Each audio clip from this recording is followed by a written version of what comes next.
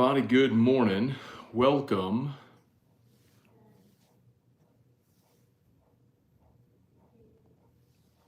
Here we go.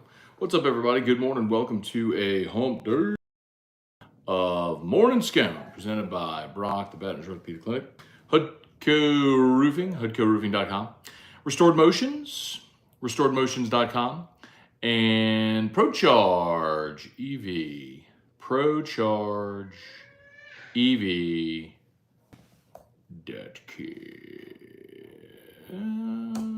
Boom. All right, y'all. Hope everybody is having a terrific start to your day. Where am I? Anyway.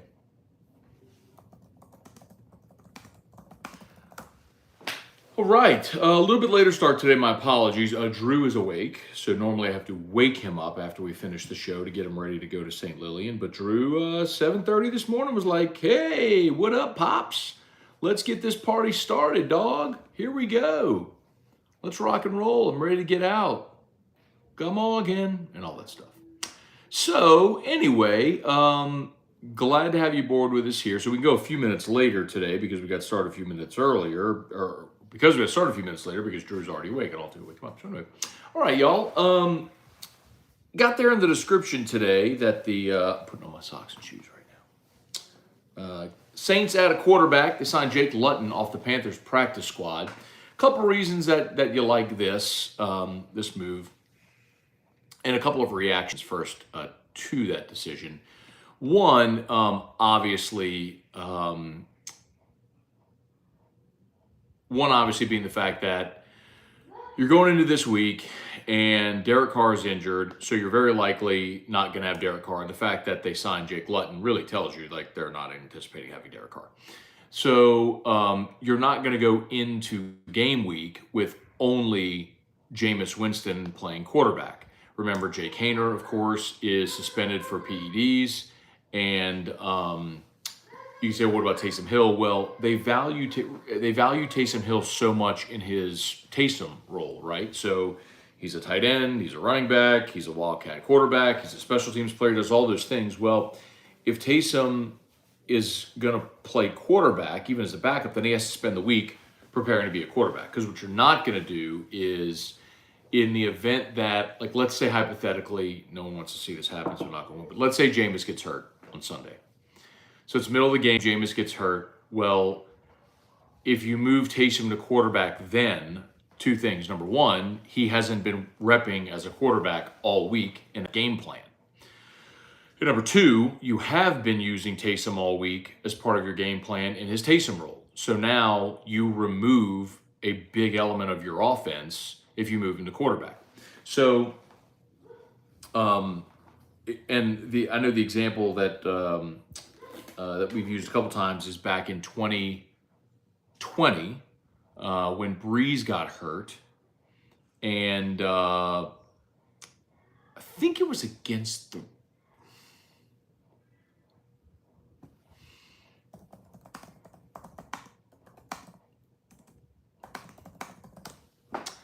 It would have been. I'm looking up his game log. Hang on, I'm trying to remember which game it was.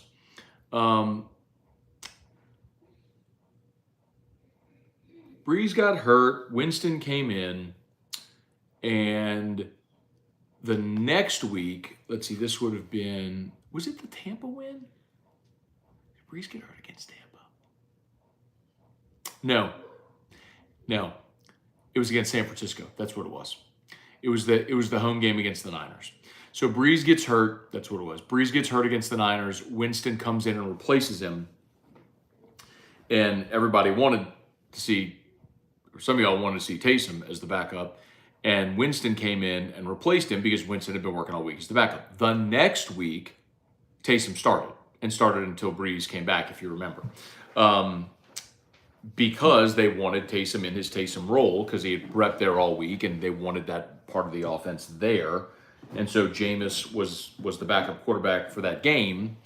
But then the next week, Taysom started. So hypothetically, I guess we could say, is you bring in Jake Luton this week, and if something were to happen to Jameis, Jake Luton would replace him in the game on Sunday. But if he were out for any length of time, Taysom would then go to quarterback. The reason you don't move Taysom to quarterback now, obviously, is you value him too much in the Taysom role. I hope all that makes sense. Anyway, Jake Luton, by the way, they signed him off of the Panthers practice squad. Which means if you sign someone off price squad, you have to sign them to your 53-man roster. Luton, college quarterback at Idaho. He's 27 years old. He's a big dude. I mean, he's 6'6", 225. Like, he's a big old dude. And he's bounced around the NFL. He was a 6th-round pick by Jacksonville. He's also played for the Seahawks, the Dolphins. The Saints did have him on their roster briefly last year, so there's some familiarity there. It was back in camp. They signed him to the practice squad. They elevated him up to the roster last year in October, waived him, signed him back to the practice squad, and then they waived him in May. So you got familiar, and that was with the Panthers. Was with the Panthers. So you've got familiarity with the player who's been in your organization, who understands your offense, your verbiage, all that sort of stuff to a degree. He's started? Let me see if I can find Jake Luton's stats, because he has started in the NFL. Let's see. He started 3 games for Jacksonville in the COVID year. So you got a guy that has actually started in the NFL and has familiarity with your organization. So to that end, it makes sense. Okay. Let's say some good morning, see what y'all got here. As always, shout out to Brock, the Baton Rouge Orthopedic Clinic. You need an orthopedist, go to Brock. Check out the BR Ortho podcast, by the way. I've been going back and listening to all the episodes that we've done as they publish them. And it's been fun to listen to, just have like real conversations with orthopedists about a lot of things that affect a lot of people, hips, ankles, elbows, shoulders, knees, all that sort of stuff. Sports injuries for kids, all different kinds of stuff. So check it out. However you get your podcast, just search Baton Rouge Orthopedic Clinic or on YouTube, Baton Rouge Orthopedic Clinic on YouTube. And HUDCO. So I've been telling y'all, and thank you so much. Thank you so much. A lot of y'all have helped me out a bunch. I'm pinning the HUDCO Google review link. I've explained it just very quickly. So HUDCO has 2 brick and mortar offices, Bossier and Baton Rouge. Forever, our Google reviews were linked. Recently, Google, for whatever reason, separated them, and the existing Google reviews all are with the Bossier office, which is great, but we need to boost the Baton Rouge office Google reviews for SEO and all that sort of stuff, because we went from really good to like 0 in a day. So if you haven't done it yet, when we're done here, you can just take a quick second, click on the pin link, and just leave a 5-star Google review. That would be awesome. I'd be so appreciative. So anyway, okay, let's say some good mornings. David Coslin, Bubba Smith, Kelly Gross, Michael Thacker, good morning. As someone who lives near and works Little Rock, I laughed so hard at Ryan's letter on Friday. Ryan's letters are great. For those who don't know, Terrio's with us on Friday, and he starts off the Riot Radio hour at 4 o'clock Central with a letter. And it's usually something that's bothering him. It's always funny in nature. And he called me on Friday. He's like, I don't know what to write my letter on today. I was like, back in 2019, you wrote letters like to all of LSU's opponents, or like the city. And I mean, maybe the best one he ever did, one of the best ones he ever did, was the one he did the week LSU played Texas. And it was about Austin being weird, and it was about the Cathedral of Junk and the bats under the bridge and the tiny houses. And it was hilarious. But anyway, I was like, why don't you do something like that and just like go off on Arkansas and like the state of Arkansas. And so I know he did. It was great. He nailed it. He's great at that. Lowell Cormier, Brant Roban, good morning. Ever been to Kings Island, Ohio? I have not. We're heading there this weekend for the Haunt. At night, they got fog machines. Staff dressed in creepy costumes, scaring people. Yeah, that's not, Brant, that's not my cup of tea, man. Like, I don't do scary movies. I don't do haunted houses. I don't do any of that stuff. So no, that doesn't. I'm glad you're fired up for it, but that doesn't sound appealing to me at all. Hey, Dad. Good morning. Let's see. Devin Johnson, what's going on? Good morning, Matt. Ole Miss fans fired up, it seems. They should be, man. I mean, it's a big game for them. I mean, what's a big game for LSU, too, don't misunderstand. But, like, just if you look at where Ole Miss is in their season, man, you know, you lose to Alabama. You know, you got LSU coming in. It feels like we've all said, a pretty wide open year in the SEC. But if you're Ole Miss and you lose at home to LSU this weekend, I mean, your shot at winning the West is gone. So, I mean, they already need lots of help because, they've already lost to Bama. But if they lose to LSU, it's basically over because now LSU, you have two losses. LSU and Bama both have the tiebreaker. So you got to have LSU. The Ole Miss would have to win out, and LSU and Bama would have to lose 3 times. Which, I mean, come on. So, yeah, it's a big game for them, man. This is a backs up against the wall type game. Ransom Antoine, great day. Finally got rid of Traquan. You know what, Ransom Antoine? That happened yesterday while we were on the air, and we were planning to do a bit on it, and the show it was so jam packed yesterday. Like we had Jermon Bushrod, we had 2 segments with Sean Salisbury. We just flat ran out of time. So we're gonna do something fun today on it. But we've seen it before though, Antoine. We've seen it before when they didn't sign him last year and.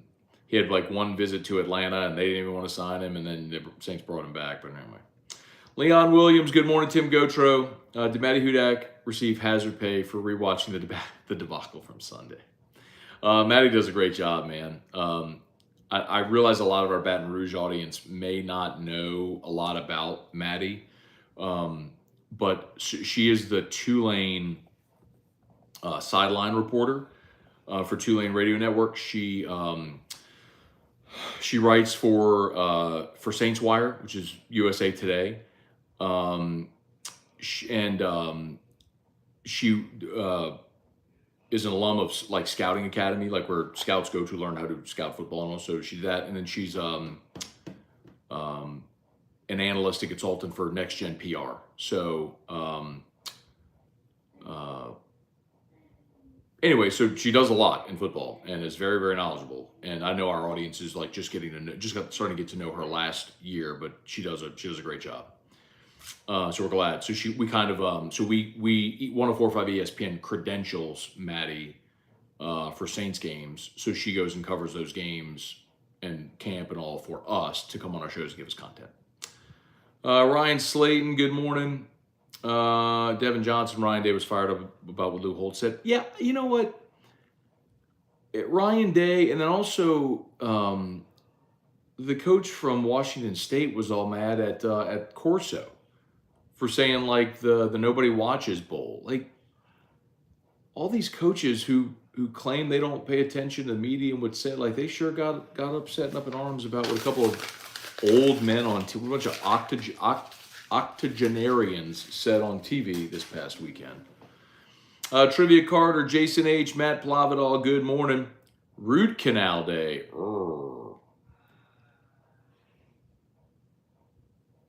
Going in 4th since 2017. Bro, Matt, gotta take better care of those chompers, brother. 4 root canals since 2017.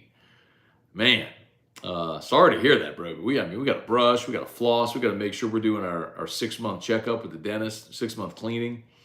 No, I'll tell y'all, man, I'm very lucky. Well, say that. I've never had a cavity in my life, ever.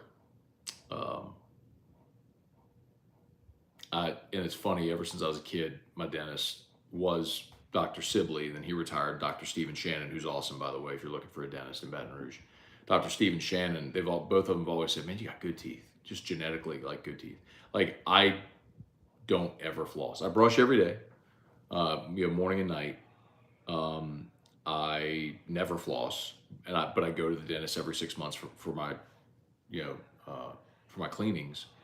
And I guess I'm just kind of lucky in that respect. Now, the flip side of that is genetically, I had terrible eyes, but shout out to Dr. Blake Williamson, had LASIK done, bald, not exactly svelte. So I didn't hit the genetic lottery in many categories, but apparently I did with my teeth, for whatever that's worth. Hunter Broadhead, Matt, good morning. What do you think about signing Collins and moving Ramczyk to left tackle? No shot. Zero chance, zero chance, zero chance. First of all, Lyle Collins is 30 years old. He's coming off a torn ACL, MCL. He's had a history of back issues. Like, I love Lyle Collins, and when he was healthy and young in his prime, he was one of the best left guards in football, and then they moved him to right tackle in Dallas. He became a great right tackle. And he probably should have been all-pro in 2019. But that's number one. First of all, you have an aging player who has a history of injuries. That's number one. Number two, your best offensive line is Ryan Ramczyk, who's one of the best right tackles in football. He's never played left tackle in the NFL. There's no chance you're upsetting the apple cart there. We talked about that yesterday with Jamon Bushrod, who said Ramczyk's been good this year. He just had a rough day on Sunday against Green Bay. Okay. So literally, that is a non-starter at all. If you wanted to sign Lyle Collins, it's not to put him at right tackle to move Ramczyk to left tackle. Like 0%, 0.000 repeating percent chance. If you wanted to add Lyle Collins, it's to play him at left guard. But honestly, you had Hurst there. When Ruiz got hurt, Hurst went to right guard, Pete went to left guard. You can roll with that, but remember, you also drafted Nick Saldiveri in the 4th round. So, you're betting on a young player, Nick Saldiveri, as well, to be an option there for you. So, do you want the aging, injury-prone veteran, or the young guy who's the 4th-round pick on that you're excited about his future and his ability to be a starter for you at some point? I get the whole Lyle Collins, why LSU fans want Lyle to come back. To me, that don't make a lick of sense. I don't see it at all, other than just bringing a local guy home. Jeff Hawk, good morning. Happy hump day. Tiger Diver, Mark Allen, update on the shoe game. I actually just got Erica her first pair of Jordans. She saw this pair of Jordans on TikTok that was like, it's like the it thing. It's the, I don't know, like chocolate, elephant, whatever. Anyway, she saw them. They were all over TikTok and everything, so I surprised her with them.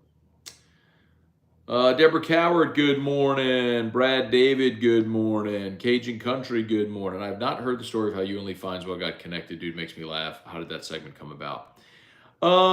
I don't even know, Sean. Lee reached out to me when I was young, man, like 2007, 8, somewhere in there, and was like, and at that point, Lee had been around a long time. Lee had been a beat writer for The Advocate for however many years and been doing Sports Monday, which in the day of cable TV, Sports Monday was very popular. I mean, there weren't a bajillion shows and content everywhere, but every Monday, Lee did Sports Monday. He had great guests. He sat in the recliner, and it was a known commodity. But Lee reached out to me and was like,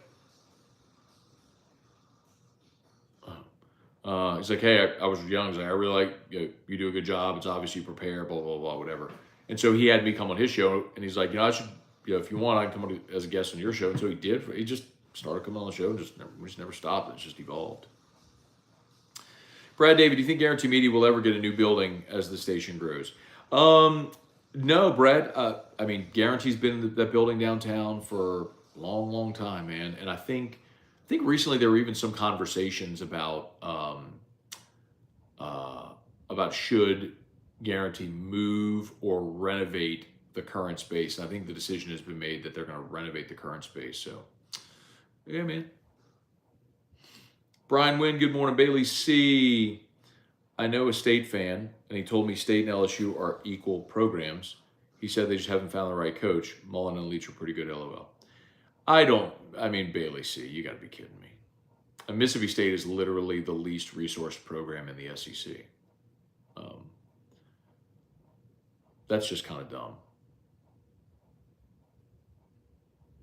Antron Hemingway, good morning. When is Brian Kelly's next press conference? Thursday after practice. So he has his Monday press conference. Well, actually, let me rephrase that.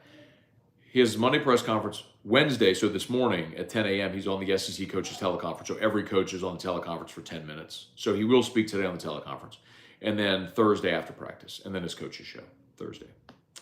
Jesse Brown, Kamara is back. Not sure what good he will be if the O-line is not good. Interestingly, Jesse, I asked Sean Salisbury that yesterday, and he gave a really good answer. I'm trying to paraphrase it, but in so many words, using Kamara in the screen game and just the threat of Kamara makes defenses prepare for something else, which is helpful. But you can go check out Sean Salisbury's comments on that if you want. They were good take. Please smash that like button if you would. Subscribe up to the YouTube channel. Facebook, please like the Matt Scone page, share the post. Wendell Norman, let's see. Matt Drew sounds excited to go to the new St. Lillian. He is. He was. Normally I have to go wake him up, right? Like I finished this at 8, and I go right in there and I turn off the sound machine and turn on the lights and try to get him stirring, and then I'll let him kind of stir for about 10 minutes, and I get the car packed and everything, and I walk in there, I'm like, let's go, bro. We are in the car, and we were down the road at 8:20. So, I mean, we jam. But because he's already awake, we can go a few minutes late here. Josh Higginbotham, got you blaring in my gym. All right, Josh, appreciate you, bro. Get in there, bro. Already got mine in. I was up, got mine in this morning already. Eric Wilderotter, morning, only because our offensive line is such a complete joke. Do you think about just saying, to heck with it, starting Taysom? Nope. I think there's a reason you paid Jameis Winston the money you did to be your backup, and Taysom is valuable in his Taysom role. Jared Espry, good morning. I just bit my tongue. Jared Espry, good morning. Not trying to be over dramatic, but this LSU team could possibly be like the 2019 football. As the year goes, I think the offense still isn't open fully. What's your take? Yeah, Jared, no. I think the further removed we get from it, the more you all forget. Like, that was literally the number one offense in college football. Joe Burrow threw for 5,000 yards and 60 touchdowns. No. You have got to stop saying 2019. That cannot ever be the basis for comparison for anything, because it is so unlike anything we ever saw and will ever see again. So stop using 2019. I'm not being hard on you, Jared. This is for everybody. Stop saying any comparison to 2019. LSU, I believe, will win championships again, but none of them are going to look like 2019. This team, they certainly have a shot to, because I don't think there is a singular dominant team in college football, and this team could keep improving, and you got a veteran quarterback and a really good offense. But even yesterday, Jared, I went and compared Jaden Daniels through 4 games to Joe Burrow through 4 games. I did this because the Heisman odds came out, updated Heisman odds, and Michael Penix is the new front runner for the Heisman. And so I looked at, and Caleb Williams is second. And so what I did was I compared Caleb Williams through 4 games a year ago when he won the Heisman to where Jaden is now. And Jaden has thrown for more yards, more touchdowns, higher completion percentage, all that, through 4 games than Caleb Williams did a year ago when he won the Heisman. The point was, it's really hard to win the Heisman twice because the expectation is you're going to be even better than you were the year before, and Caleb Williams hasn't been. That's number one. And just for fun, I went and compared Jaden now to Burrow then, and Burrow through 4 games had thrown for like 300 more yards and 5 more touchdowns. Jaden's at like 1,300 yards, like 1,296 and 12 touchdowns, and he's completed 72% of his passes. Burrow through 4 games was at like 1,600 yards, 17 touchdowns, and 82% of his passes. So no, we will never see that again. You've got to stop thinking about that in any relevant manner. Dax Jeter, we feel like a Big 12 team. Our offense is good enough to beat anyone. Our defense could cause us to lose to anyone. Closest comparisons, 2013 team. That's not a bad comp. Mettenberger, Landry, Beckham, Jeremy Hill. They moved the ball on everybody, scored a ton, but the defense was really bad. By LSU standard, yes. Brian Williams, Matt, I haven't heard Deuce Chestnut's name called much. Is he playing? Well, Denver Harris is starting now at that corner opposite Zy Alexander, but we did see Chestnut play in the nickel role on Saturday. Some, not much, but some. Scott Shirley, good morning. Seems like Brian Kelly, with his response to the question about additional players getting PT, all but admitted that L. Welch is in the doghouse. Is that your take as well? I don't think he's in the doghouse. I just don't think he's good. I don't think it's clear he's just not better than the guys that are playing right now. Brian Penn, good morning from Tucson. Okay. Got him. Noah June. Did you ever watch the player interviews on Tuesdays? First one for Whit Weeks yesterday. He couldn't stop smiling. Very funny and endearing. Hey, Rebecca Claire, good morning. Brian Wynn, Matt, I know it's a relative thing, but as a child of the 60s and 70s, I find it interesting you refer to Lyle Collins as old at 30. Well, he's old for football, Brian. Like, obviously 30 is not old, but in football terms, 30 is old. I mean, especially for a 300-pound offensive lineman. I mean, he is, by football standards, an aging veteran, you know. Brandon Tilley, good morning. JN3, good morning. Seems like a lot of college teams that have good offenses, bad defense this year. Weird, no dominant defense by an SEC team. Hey, man. For anybody who's interested in going back and listening to my comments at the beginning of the year, I talked about it. You do not have to be dominant in defense in the year 2023. You have to be good enough in defense and great on offense. We looked at that. We looked at all the national champions of the college football playoff era. There have been 2 in the top 10 in pass defense that have won the national championship since 2014. So you got to be great on offense and you got to be good enough on defense, because all of the rules in college for the game is skewed toward offense now. Jeremy Kling, Randy Dabdoob, good morning. Picks must have been deleted. I don't know what that means. Brant, have you ever seen a scary movie? If so, what's the last one you've seen? Yeah, I mean, I think I saw, I don't know, I've seen the Jason movies and Friday the 13th, The Ring. Let's see. Josh DeVilliers, love the rant about the Saints coaches. Completely agree with you. Thank you for your coverage and info. Can always count on you. You got it, Josh. Thanks for watching, man. Michael Guidry, good morning. Who's favored in the LSU game? LSU, 2.5. Line opened LSU by 2.5. Okay, I got to bounce. Y'all have an awesome day. Yeah, Jared, and I hope you know, I wasn't coming down on you. I was just using that as a moment to talk about the LSU 2019 comp. So anyway, okay, thanks for watching. Y'all have an awesome day. Shout out to Brock and Hudco. You need an orthopedics, go to Brock. You need a roof, give us a shout at Hudco. And Hudco Google review pinned in the chat. If you could take just a quick second when we're done, just click the link, just leave a 5-star Google review for Hudco. I appreciate it so much. I'm trying to rebuild our SEO after Google split our, anyway. I would appreciate it greatly if you could just take a quick second, click that link, and just go boom, 5-star. That would be awesome. Okay, y'all have a great day. We'll see ya. LSU Daily is live. Subscribe up on your favorite podcast app. And AFR3, peace.